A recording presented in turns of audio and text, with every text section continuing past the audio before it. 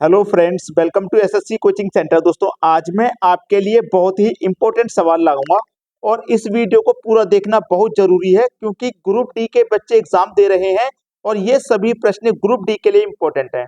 तो स्टार्ट करते हैं। पहला सवाल, एक व्यापारी त्रुटिपूर्ण तराजू से सामग्री खरीदने में 20% तथा बेचने में 10% की बेईमानी करता है। व्यापारी का लाभ प्रतिशत कितना है?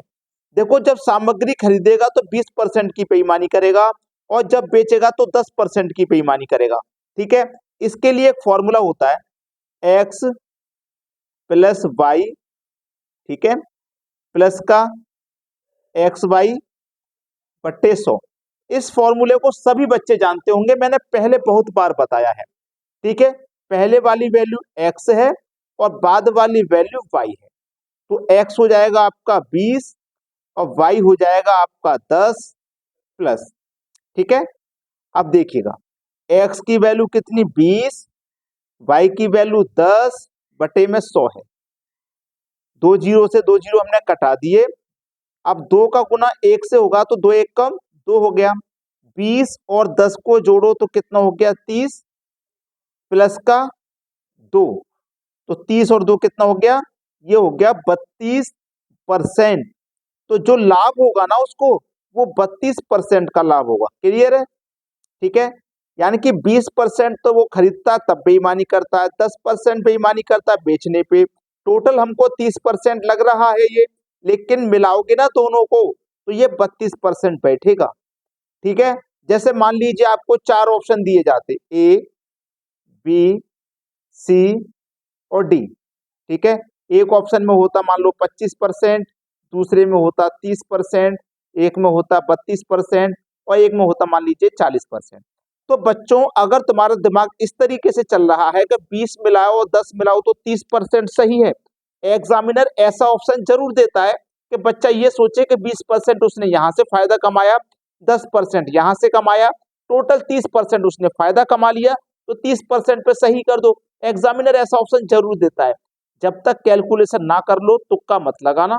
तुक्के से पास नहीं हो गए आप एग्जाम में, मेहनत से पास हो गए, ये बात याद रखना मेरी। अब देखते हैं अगला सवाल। अगला सवाल है, एक व्यापारी सामान खरीदने में 5% की बेईमानी करता है तथा सामान बेचने पर भी 5% की बेईमानी करता है, तो उसका लाभ प्रतिशत क्या है? देखिए, वही फॉर्मूले से ये सवाल हो जाएगा, एक्स प्लस वाई प्लस का एक्स वाई बटे में 100। वही से हो जाएगा, ये आपका x है और ये आपका y है। ठीक है, 5 प्लस 5 प्लस का 5 गुने 5 बटे 100, यही तो है। x और y की वैल्यू 5 5 है दोनों जगह पे। चलिए, 5 प्लस 5 करो तो 10 हो गया इधर, प्लस 5 गुने 5 25 हुआ बटे में 100 है। अब देखो, 100 से भाग देंगे 25 में, 2 जीरो है तो 2 संख्या बाद दशमलव लगेगा, मतलब 10.25। ये आपके सवाल का हो जाएगा बिल्कुल सही जवाब। क्लियर हो गया ना सवाल सभी को? किसी को यहां तक कोई समस्या नहीं होगी? अब देखेंगे अगला प्रश्न। अगला सवाल, एक बेईमान दुकानदार अपने सामान को क्रय मूल्य पर ही बेचने का दावा करता है, परंतु 1 किलो के स्थान पर 950 ग्राम ही तोलता है। लाभ प्रतिशत क्या है? बहुत अच्छा सवाल। देखिएगा, पिछले क्वेश्चन थे और इस क्वेश्चन में दोनों में अंतर है। ठीक है, ये बेईमान दुकानदार वाला है, उसमें भी दुकानदार वाला था, बेईमानी वो कर रहा था खरीदने बेचने में, लेकिन इसमें अलग तरीके से प्रश्न सॉल्व होगा। और उसके लिए मैं आपको बताता हूं, त्रुटि या लाभ। त्रुटि का मतलब कमी, या लाभ प्रतिशत अगर आपको निकालना है तो जो त्रुटि हुई है उसको ऊपर लिख देना। ठीक है, और जो माप तोली गई है, जो माप तोली गई है उस माप को नीचे लिख देना और गुना कर देना 100 से। चलिए, 1 किलो में कितने होते हैं? 1 किलो में होते हैं 1000 ग्राम।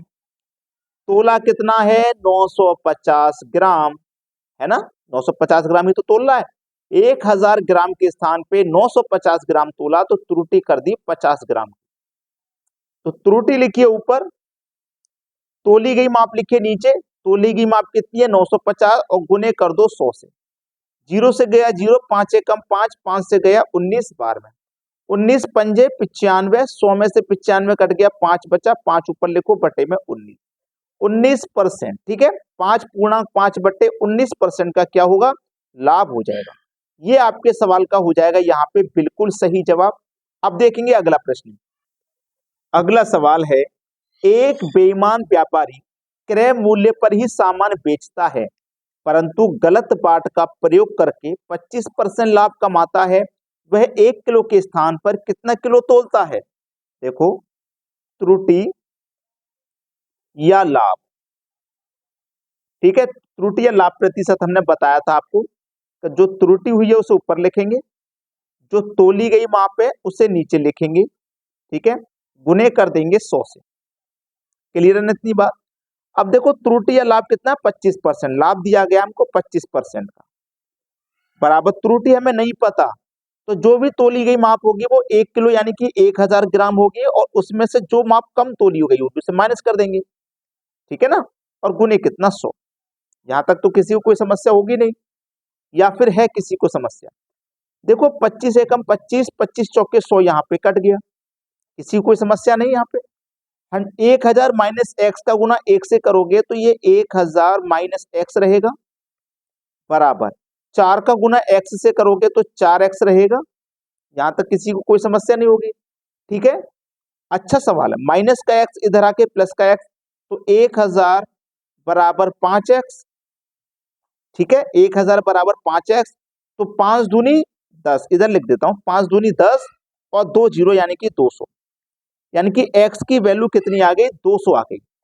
x की वैल्यू 200 आ गई, इसका मतलब x की वैल्यू 200 है तो मैं 1000 में से 200 माइनस करूंगा, x की वैल्यू 200 है तो यहाँ पे 200 लिखूंगा, 200 का मतलब त्रुटि 200 की है, त्रुटि 200 की है। त्रुटि जब 200 की है तो 1000 ग्राम के स्थान पे 200 की त्रुटि है, तो उसने कितना तोला, 800 ग्राम तोला। 1000 ग्राम में से उसने 200 ग्राम की त्रुटि की तो उसने 800 ग्राम तोला। यही पूछा था कितना किलो तोलता है, 800 ग्राम तोलता है, यानी कि 800 ग्राम आपके सवाल का हो जाएगा बिल्कुल सही आंसर। प्रश्न क्लियर हो गया सभी को। अब देखेंगे अगला सवाल। अगला सवाल है, 20% की दर से 2 वर्षों का प्राप्त चक्रवृद्धि एवं साधारण ब्याज का अंतर कितना होगा यदि मूलधन 5000 रुपए है। 2 वर्षों का अंतर पूछा है, साधारण ब्याज और चक्रवृद्धि ब्याज का 2 साल और 3 साल का ही अंतर पूछा जाता है एग्जाम में। अगर 2 वर्ष का पूछे तो नोट कर लीजिए, 2 वर्ष का अगर पूछे तो नोट कर लीजिए, डिफरेंस बराबर पी आर का स्क्वायर बटे में 100 का स्क्वायर, ठीक है, नोट कर लेना इसको। जितने बच्चे नए हैं जिन्होंने पहली बार ये फॉर्मूला देखा है वो नोट कर लें। डिफरेंस निकालना है, अंतर निकालना है। प्रिंसिपल है 5000, पी फॉर प्रिंसिपल जो कि 5000 है, into R for rate, rate 20 है तो 20 का स्क्वायर कर दो, रेट का स्क्वायर हो रहा ना तो 20 का स्क्वायर कर दो 400, बटे में 100 का स्क्वायर कर दो 10,000। 2 जीरो से 2 जीरो तो यहाँ कटाइए और 2 जीरो से 2 जीरो यहाँ कटाइए, 50 का गुना 4 से कर दो, 200 हो गया भाई। डिफरेंस कितने का है, 200 का है। डिफरेंस कितने का, 200 का। सवाल समाप्त हो गया। यही तो पूछा गया था, अंतर कितना होगा, 200 रुपए का अंतर होगा। अब देखते हैं अगला सवाल। अगला सवाल है, 5000 रुपए की राशि पर 10% की ब्याज की दर से 3 वर्षों का प्राप्त चक्रवृद्धि ब्याज एवं साधारण ब्याज का अंतर पूछा है। देखो हमने बोला था या तो 2 वर्ष का आता है एग्जाम में या 3 वर्ष का, तो 2 वर्ष का तो आप सीख चुके, 3 वर्ष का सीख लीजिए। डिफरेंस बराबर पी आर का स्क्वायर बटे में 100 का स्क्वायर, नोट कर लेना, इनटू 300 प्लस आर बट्टे 100, नोट कर लीजिए। जब 3 वर्ष का पूछा जाए डिफरेंस तो नोट कर लेना इसको। चलिए डिफरेंस निकालना है, प्रिंसिपल है 5000, रेट कितना है भाई 10 का, तो 10 का स्क्वायर कर दो मतलब 100, बटे में 100 का स्क्वायर 10,000, कोने 300 में जोड़ दो रेट, रेट 10 का है, 300 में जस्ट दो 310 बटे में 100, गया 2 जीरो से 2 जीरो सीधा यहाँ पे, 1 जीरो से 1 जीरो यहाँ गया, 1 2 3 से 1 2 3 जीरो गए, 31 का गुना 5 से करना है, 31 का गुना 5 से करोगे तो 155 आएगा, मतलब डिफरेंस कितना आ गया, डिफरेंस आ गया 155 का। ये आपका आंसर होगा। लाइक नहीं किया अभी तक वीडियो तो भाई लाइक कर दें सभी बच्चे। ठीक है दोस्तों, धन्यवाद।